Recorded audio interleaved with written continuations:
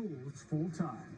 Thank you for joining us at 11. I'm David Usher. And I'm Natalie Pasquarelli. You saw it first as breaking news at 5 o'clock. The FDA expanding the emergency use of Pfizer's COVID-19 vaccine to include kids now, ages 12 to 15. That's another 5% of the population now eligible for this shot. Nearly 17 million more Americans. And Pfizer is already looking ahead to its next expansion, saying it expects to submit for emergency authorization for children ages 2 to 11 sometime this September. Now, tonight, we're going inside vaccine trials for the youngest kids and hearing from parents, kids, and the experts. When little Will and his sister Lily visit the doctor these days, they're on a mission. Not get people sick. The 3- and 4-year-old siblings are among the youngest in Pfizer's COVID vaccine trials for kids.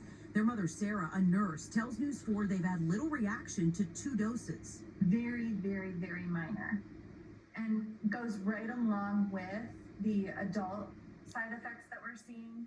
Trials in children under 5 are only happening in a few medical centers in the world, including Cincinnati Children's Hospital and New York's Upstate Hospital in Syracuse. The need increasingly urgent as children now account for 24% of new COVID cases. Over 300 kids have died in the United States from COVID. It's even worse overseas. Trials are now expanding in institutions in the tri-state like Rutgers and Yale, building on the success of the trials in 12 to 15-year-old kids. Now that we can vaccinate those kids, it's going to make it much, much easier to get those kids back to school without the anxiety associated with whether or not there are going to be outbreaks at that level. Ty was part of the early teen trials, deciding to join with the help of his pediatrician mom. I want to hang out with friends, go to movies, take my mask off as soon as possible. The 12 to 15-year-olds actually look like they responded a little bit better than even the young adults.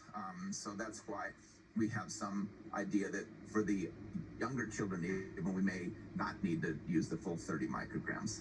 30 micrograms of the vaccine is what adults get. In kids' trials, dosing starts lower and increases to find the ideal level. You're trying to find this space where you have the best immune response with the lowest side effects. The children's immune system develops very quickly. They could use a smaller dose because they do respond well. Understanding the process of how all this happens, I can have total confidence. Sarah and her husband trust the science, but only enrolled Will and Lily after doing exhaustive research and having grown-up conversations with their kids about the pandemic. They do understand we are part of what's breaking that chain. But now that I got to do it, that means that I have to help other people. Leaving the hospital one day, Sarah knew her message hit home. We got in the car afterwards and Lily goes, "Will, we're superheroes now." Right now, we want to bring in Dr. Kristin Oliver, a pediatrician, public health specialist, and an assistant professor at the Icahn School of Medicine at Mount Sinai. Dr. Oliver, we thank you so much for joining us tonight. We have seen vaccine hesitancy among adults, and many parents might be concerned about taking that step for their kids, citing that lower COVID transmission rate among the kids. So, big question here. What do you say to parents who are worried right now? Sure. I mean, the first thing I say to parents is that I definitely recommend this vaccine for children for whom it's approved in this age group now. I think we recognize that although children haven't borne the brunt of the disease, it's still a significant disease in children. So hundreds of children have died from COVID, thousands have been hospitalized, and we can prevent that. With the 12 to 15-year-old trial, the side effects here, what can parents and kids expect with these? Sure. So what we've seen so far from the data that Pfizer has released to the public is that the side effects are pretty similar, it looks like, to what they were in the 16, 17-year-olds. And so things that we could see with pain in the arm where you got the shot, right? Some fatigue, feeling really tired, and fevers. I'm a parent myself. I know you are as well. I'm trying to read up as much as I can on this. So walk us through how parents can talk this out with their child's doctor. Always helpful to have your questions written out ahead of time so you make sure that you get them all answered before you leave. Recognize that your pediatrician's happy to talk to you about this, and then think about also what else you can find out from them while you're at that visit. We know that kids have missed a lot of vaccines in the last year. Vaccines are down over 20% this year compared to last year. And so we want to make sure that all children not only get COVID vaccine when they're eligible, but catch up on all these other mixed vaccines too. Dr. Kristin Oliver, we thank you so much for joining us and sharing your expertise on these new developments. Happy to be here. Thank you. Some important insight there. Another big story we're following tonight, the manhunt intensifying for a suspected gunman more than 48 hours after the NYPD says he opened fire in Times Square. U.S. Marshals and state police now joining the search for that suspect, who investigators say tried to shoot his own brother, but hit 3 innocent bystanders instead. Among them, a 4-year-old girl seen in this body cam video. This is a quick-thinking NYPD officer tying a tourniquet to her leg. News 4's Ida Siegel in Times Square tonight with more on the violent crime, Ida, in the crossroads of the world.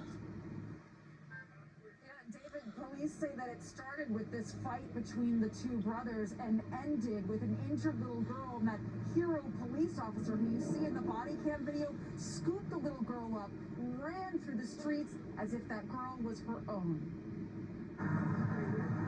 Times Square tonight, the same bustling tourist mecca it is on most nights, despite the manhunt for a street vendor who shot a child this weekend. I really think it's messed up, you know, like, it's just like, you come out here and you see everybody out and trying to enjoy their day and their time, and it's like, you know, it seems like it's violence happening everywhere. The body cam video, worn by Officer Alyssa Vogel, who ran toward that 4-year-old little girl who'd been hit, is chilling. You can see her use a tourniquet to tie the little girl's gunshot wound before racing through the crowded streets to a waiting ambulance. Took the tourniquet off my gun belt and started applying it to her leg. That's when Officer Carter and I put it on her and then checked her to see if she had any more gunshot wounds. After that, when we realized that that was the only one, I decided not to wait for an ambulance to come to me, that I was just going to pick her up and run to the ambulance. Police say that little girl was one of 3 people shot by a man selling CDs on the street. 2 other innocent women were shot when police say Farrakhan Mohammed pulled out a gun to shoot his own brother, but he missed his target and then took off. Despite this alarming violence at the crossroads of the world, the mayor says today the city is still safe. When you look at New York City compared to cities around the country, around the world, this is a very safe place. Meanwhile, Officer Vogel is thankful the girl will be okay. She says it was her training as an officer and her instincts as a new mom to a 6-month-old baby that made her catapult down that street with one goal in mind. For me, being a new mom, I was just treating this little child as if she was my own and really just trying to get her to the hospital as quickly as possible. Yeah, Mohammed is still out there, hasn't been caught yet, but he has the U.S. Marshals looking for him, the state police, along with the NYPD, and they're hoping one of them finds him soon. Reporting live from Times Square, Ida Siegel, News 4, New York. All right, Ida, thanks for the latest there. We have to look outside once again after days of rain last week. We're looking at a mostly dry week ahead, but Storm Team 4 meteorologist Janice Huff tracking the chance for a shower tomorrow, Janice? Yeah, just a pop-up shower here and there in the afternoon and evening, Natalie. Nothing really big and organized at all. A mostly dry day is expected and a chilly start in the morning. Right now it's 54 degrees. The skies have cleared out a bit, calm winds compared to earlier today. But look at the lows tonight, 35 degrees in Monticello. There could be some patchy frost up in the Catskills and Poconos. So a frost advisory has been issued for late tonight, early tomorrow morning for western Ulster and Sullivan counties and back towards Scranton, Pennsylvania. Let's track things hour by hour. Most of the lows will be in the 40s to around 50, and we'll be in the 60s by tomorrow afternoon. And see the little showers showing up over central New Jersey down towards the Jersey Shore. That's what we're talking about in terms of pop-up showers tomorrow. Clear again by Wednesday morning, and then a nice, beautiful sunny day with maybe a pop-up shower north and east of the city on Wednesday. And then after that, we stay dry, and it is going to get warmer. It's going to feel more like May by the time we get to the weekend, or maybe even the end of the week. A few 70s will be on the map. I'll show you those coming up in a few minutes. Back to you. All right, Janice, see you in a bit. Thank you. A big endorsement tonight in the city's mayoral race. The New York Times says Catherine Garcia is the best Democratic candidate when it comes to bringing the 5 boroughs back from the pandemic. Garcia served as sanitation commissioner under Mayor de Blasio. She also headed up the city's Department of Environmental Protection under Mayor Bloomberg. The Times describes her as a go-to problem solver. Now, a New York Times endorsement is often coveted by the candidates, but it's not necessarily a slam dunk.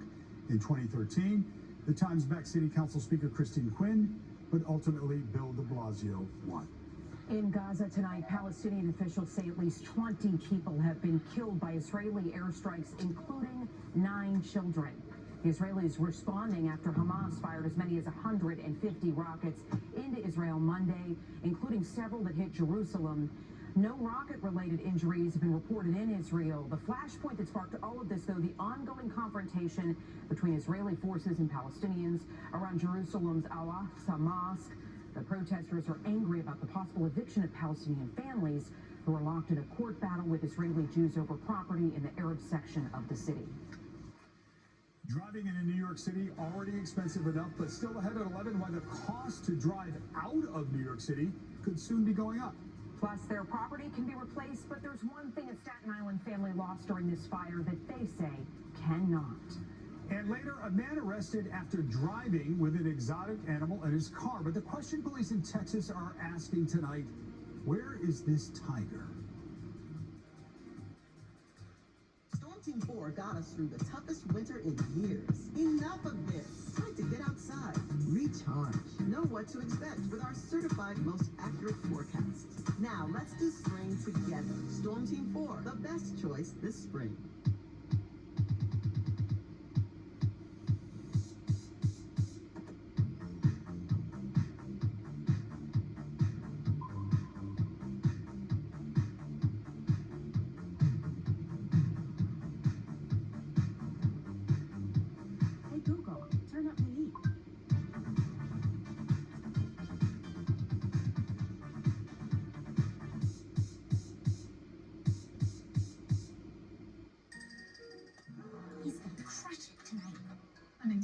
Canceled the talent show. I'm sorry, Peter. What are they going to do? I think Mom has a trick up her sleeve. Whoa, Gigsby connects all these devices at once? Isn't it magical how Optimum's fiber network brings us all together? Bring everyone to life with Optimum's 1 gig internet on the fastest fiber network, only from Optimum. Hey, you know how we're going to fully beat COVID? Yeah, by getting vaccinated.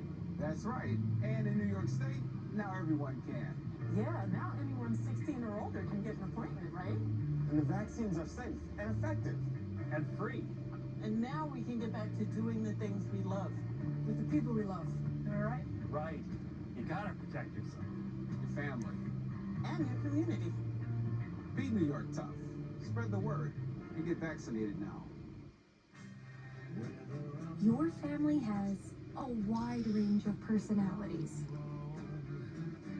And so does ours.